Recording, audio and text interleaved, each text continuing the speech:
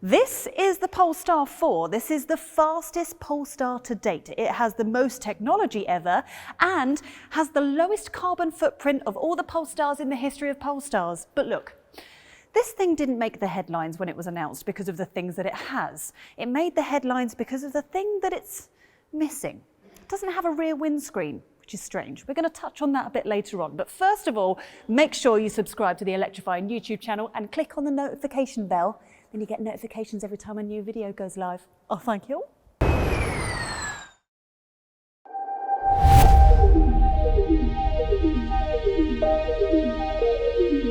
Now I know what you're thinking. The Polestar 4 is going to be bigger than the Polestar 3 SUV, right? Yeah, no, that's not how Polestar do things. So instead of numbering the cars in order of size, they're doing it chronologically, a bit like Toy Story films or iPhones, if that makes sense. So coming up after this will be the Polestar 5 and the Polestar 6. You got it? So the higher the number doesn't actually affect the size of the car when it comes to Polestar. But look, let's get down to the basics. So this underneath runs on a completely different platform to the Polestar 3. This runs on the SEA platform, Sustainable Experience Architecture.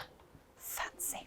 The Polestar 4 is 4,840mm long, 2,139mm wide and 1,544mm tall. The wheelbase is 2,999mm, which means plenty of room inside.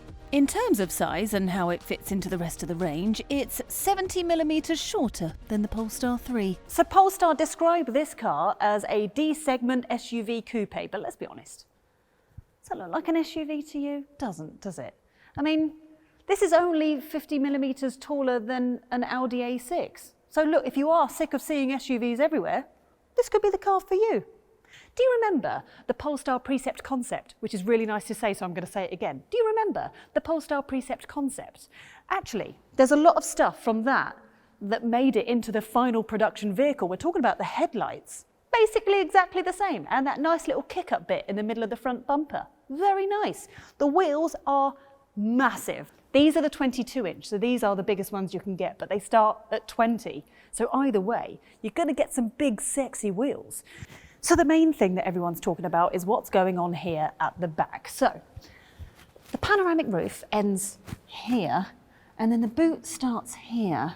And then you've got like brake lights here, and then it just kind of meant there wasn't enough space for a window, or if they could put one in, it would just be a tiny little thing. So instead, they've got a high definition camera just there, that one there, and then that is for like sensors and things like that to see what's going on behind you, which we're going to talk about a little bit more in a minute. But do you want to see what's going on here? All right, where's the button? There it is. Boot space, pretty decent. You've got 526 litres going on in here and a lot of ways that you can chop and change things. I mean, I'll be honest, without the window here, probably not a dog-friendly boot. Maybe put your dogs in the rear seats. You can recline them and stuff if you wanted to treat them. But you can move the boot floor, so that can be lifted and then put slightly flatter. And then you've got an extra 31 litres down here, which is probably where you're going to keep your charging cables or your muddy wellies, etc. You can also remove this, and then you can have a bit more space. If you want to fold the seats flat, that gets even bigger. But in terms of size, that's pretty decent, isn't it? There is also a 15-litre frunk, which isn't the biggest size, so I don't think you're going to get any cables in there really, but you can use it for secret snacks, crisps and chocolate and things, and a bottle of wine for like later that evening or something. Tumble the rear seats forward and the load capacity rises to 1,536 litres, which will be more than enough for most. Unlike other Polestars, the 4 will be able to tow and comes with a fairly decent 2,000 kilogram trailer capacity. Well, this is aesthetically pleasing. Do you know what? I thought it would be darker back here considering the fact that there is no rear window, but actually with the panoramic roof coming all the way back, it feels really spacious in here. Like you see the outside of the car and you think, oh, maybe it might be a bit tight in the back, but it's not. They've managed to push everything slightly further back. And do you want to see some cool stuff? Okay, so this bit here, got a nice little bit where you can put your phone in there, and then cup holders. Little added perk, you ready? reclining seats for your rear seat passengers. They are not going to complain back here at all. I mean, even just the lines and the neatness of everything. So like the lines of this window and the design of everything back here, that's all kind of floating and pretty and very, very satisfying to look at. You won't be able to see the ambient lighting, but on the screen in front, which I'm going to show you in a second, you can choose the ambience, and you choose it via a planet. All goes a really nice different colour, and it's very, very nice. Let's close that and put that back there. Then you have a screen down here where you can control all of your music, you can control the fans, you've got rear heated seats, but you can, if you need to, especially if you have kids that are playing around with the music too much and it gets a bit irritating, you can actually turn this screen off from the front. So if your kids annoy you, just turn it off, be fine. But yeah, you can control everything back here. That's all very nice, isn't it? Look at this. Lovely. Even just down to the fans and the design of everything. Yeah, I can't complain about any of this at all. The materials all feel really nice. You know what this feels like? In a weird way, a bit like a really soft wetsuit. But that's all sustainable materials, isn't it? So it makes that really nice to touch. I feel like I could just sit here and stroke everything all the time. Okay, welcome to the front seats of the brand new Polestar 4. I need to have a good play around with this screen. This is 15.4 inches, and let me tell you now, everything is in here. So if you're a lover of knobs and buttons, which I know I am a fan of, this may not be for you, but everything in here that I've been mucking about with all works very, very well, considering that we're still in a car that's based in the studio. They've still got tweaks to make. How do I turn that off? Off. Yes. Everything seems to be working great. There are a ton of buttons that you can press in here. So let's go back to the main menu. Oh, okay, so that's the home page. So eventually there will be maps up on here, and that will all be working lovely and fine. So we have got a load of stuff to press on here. So you can change if you want to drive in range mode to kind of look after how much mileage you've got going on in the car, or if you want to put your foot down because this is the fastest Polestar ever made, put it in performance mode, put your foot down, have a whale of a time. You've also got the options for one pedal driving along here, so you can change and chop and change that. You can change the suspension, basically make everything as comfortable as you want it to be for you. And then we've got assistance. No, was it assistance? Let me go further down, hold on. I'm still learning. Oh yeah, classic Volvo/Polestar thing is that you can change how the volume sounds depending on where you are sat in the car. So if it's just you in the car, you can optimise the sound just for the driver. So then you know that when the music is playing, it's going to be sounding very nice for you. But then if you also have the rear passengers, you can have the whole car dancing along to whatever songs you like to listen to.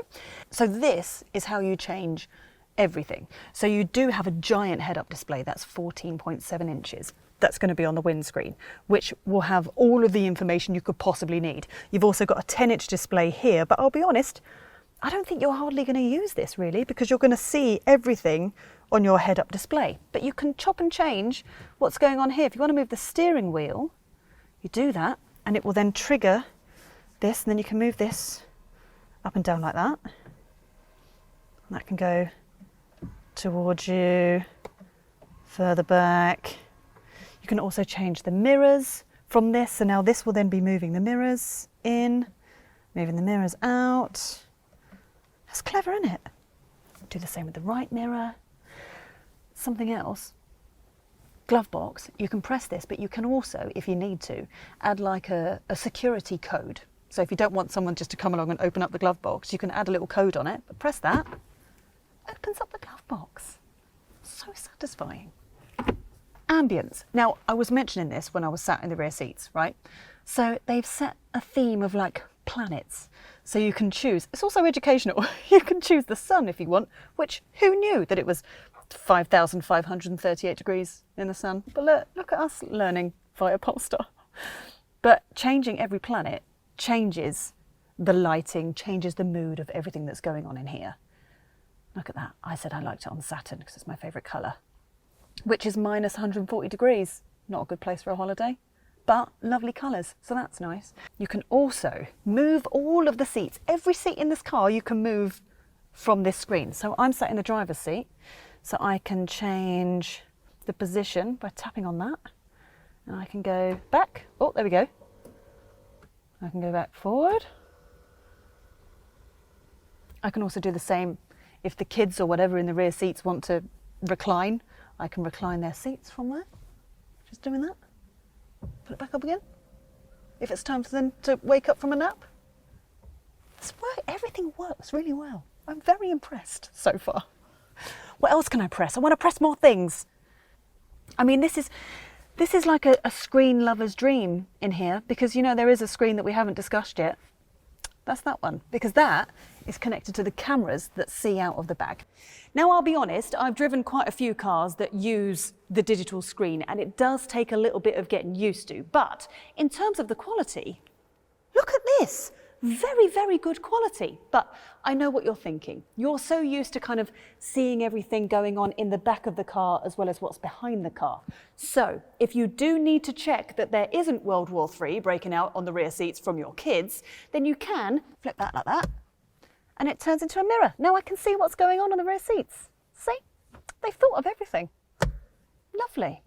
In this centre console, we do have a nice little fancy twiddly knob, the only knob that is available in the Polestar, and that does the volume for music, and you can also play and pause, etc. But that's it at the moment. But I have been told they're going to look into making some tweaks, so we'll see what happens there. You've got wireless charging for your phone, a couple of cup holders here, bit of storage in there, you can plug your phones in there, loads of storage underneath here. You can put a load of stuff down here, and these, I don't know if you can spot these, are magnetic. So it's going to come with water bottles that you can magnetically put on there, which is really nice, isn't it? The driving position. I mean, obviously we can't take this out on the road because we are in a studio, but this feels very nice. And from the outside, I appreciate it doesn't look like an SUV, but from in here, you can feel the height of it a little bit more. I feel like I'm higher up. I reckon the drive is going to be quite nice. If I can compare it to like the other Polestars, like the 2, etc., you just know that this is going to be fun to drive. The infotainment system runs the same Android Automotive operating system as all of the other Polestar models, and has all of the usual Google apps baked into the system. So if you use Google Maps or Chrome on your phone, then this is just an extension of that, if you will. And look, don't panic, Apple devotees, because the Polestar 4 will also run Apple CarPlay. Lovely. So a bit like the Polestar 2 and the Polestar 3, the Polestar 4 is a trailblazer when it comes to sustainability, which we love to hear. So they've used what they like to call monomaterials, which is basically using as few different materials as physically possible. So when it comes to recycling things, you don't have to do as much separating, which is very, very clever. There's also a load of very clever textiles that you would never know had enjoyed a previous life. The carpets and the mats are made of old pop bottles and a textile called Econil, which is made from old fishing nets. Aye aye, Captain. And it's not just the materials that have a lower environmental impact. Polestar reckons that the 4 carries the lowest carbon footprint of all of its cars. The aluminium is made from hydropower electricity, and the factory itself is partly powered by a massive solar array on the roof. Should we talk about what's going on underneath? Okay, so underneath the floor there is a 100 kilowatt hour battery, so it's 94 kilowatt hours usable. So you've got 2 options to choose from. So you have the single motor, which is rear wheel drive, that has 268 brake horsepower, or you can go for the dual motor, which obviously is all wheel drive. That has 536 brake horsepower. Yeah. That will do 0 to 62 in 3.8 seconds, which makes this the fastest Polestar ever made. I can't wait to take this for a spin. It's going to be good. Right, Polestar have yet to finalise their WLTP figures, but what we do know is that the single motor version has a provisional range figure of 379 miles, while the dual motor model is expected to offer 360 miles. Given that the Polestar 4 tips the scales at a rather porky 2.3 tonnes, those are pretty encouraging figures. The Polestar 4 sticks with the same 400-volt electrical system that all the other Polestar models do, but that hasn't stopped the engineers being able to give it some seriously fast, rapid charging capability. You'll get up to 200 kilowatts on a rapid charger, which is only a little bit less than 800-volt cars like the Hyundai Ioniq Twins and the Kia EV6 and 9 can deliver. You'll also get up to 22 kilowatts on an AC as standard. Bi-directional charging is built in from launch, and if you want vehicle to load, then Polestar does say that it will be made functional from a later date. So how much is all of this loveliness going to cost you, and when can you get one? Well, if you're feeling flash and you've got a spare just under £60,000 hanging around, you can order one today and get one by August. Like the Polestar 2 and the 3, you get the basic spec with a plethora of equipment packs depending on how far you can stretch your budget. As with other Polestar models, there's a performance pack version. That comes with a sports chassis, bigger Brembo brakes, and these bigger wheels. Oh, stunning. I'll be honest, it's a little bit tricky to make a final judgment on a car that's just in a studio, regardless of how lovely the studio is. So I can make a full and complete judgment when I finally get this thing out on the road in hopefully a couple of months' time. But from what I've seen today, it's very well put together and very, very impressive. So if you are looking at maybe a Jaguar I-Pace or Mercedes EQC, even a Genesis GV60, I would also add this to your shortlist. I mean, by all means, let us know what you think. Are you a fan of the Polestar 4? Does it float your boat? Or does the lack of the rear windscreen turn you off? Let us know in the comments.